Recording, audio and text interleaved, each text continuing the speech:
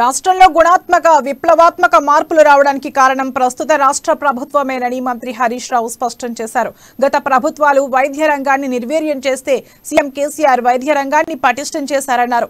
Telangana assembly budget సమావేశాల్లో మంత్రి హరీష్ రావు మాట్లాడుతూ సమైక్య రాష్ట్రంలో మెడికల్ కాలేజీలు 3 ఏర్పాటు చేస్తే సీఎం కేసీఆర్ మాత్రం ఒక్క సంవత్సరంలోనే 8 మెడికల్ కాలేజీలు ఏర్పాటు చేశారని హరీష్ రావు చెప్పారు. కేంద్ర ప్రభుత్వం ఈ మధ్య 157 మెడికల్ కాలేజీలు దేశవ్యాప్తంగా మంజూరు చేస్తే రాష్ట్రానికి ఒక్కటి కూడా మంజూరు చేయలేదని, అప్పటి వైద్యారోగ్య శాఖ మంత్రులు లేఖలు రాసినా పట్టించుకోలేదని హరీష్ రావు వివరించారు.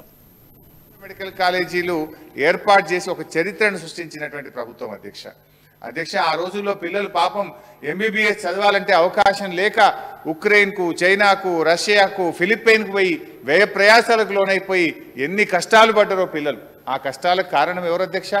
ఆనాటి కాంగ్రెస్ తెలుగుదేశం పాలకులు కాదా? వాళ్ళు పట్టించుకొని ఉంటే ఆ పిల్లలు ఉక్రెయిన్కు, రష్యాకు, చైనాకు పోవాల్సినటువంటి పరిస్థితి ఏమొచ్చేది అధ్యక్ష? కానీ ఇలా ముఖ్యమంత్రి గారు మన పిల్లలు మన రాష్ట్రంలో స్వంత జిల్లాలో చదువుకునేటువంటి గొప్ప అవకాశాన్ని కల్పించారు అధ్యక్ష. డాక్టర్ సంజయ్ గారు మాట్లాడినట్టు ఉమ్మడి కరీంనగర్ జిల్లాలో గత పాలకులు 2 ప్రైవేట్ మెడికల్ కాలేజీలు తెస్తే ఇలా 4 ప్రభుత్వ మెడికల్ కాలేజీలు కరీంనగర్ జిల్లాలో తెస్తున్న ఘనత ఇవాళ మా ముఖ్యమంత్రి గారి అధ్యక్ష. జగిత్యాల్లో మెడికల్ కాలేజ్, రామగుండంలో మెడికల్ కాలేజ్ ఇప్పటికే ప్రారంభమైంది అధ్యక్ష. ఈ విద్యా సంవత్సరం కరీంనగర్, సిరిసిల్లలో కూడా ప్రభుత్వ మెడికల్ కాలేజీ ప్రారంభించబోతా ఉన్నాం.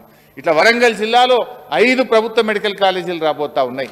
ఇలా ప్రతి జిల్లాలో వెనుకబడ్డ మహబూబ్ నగర్ జిల్లా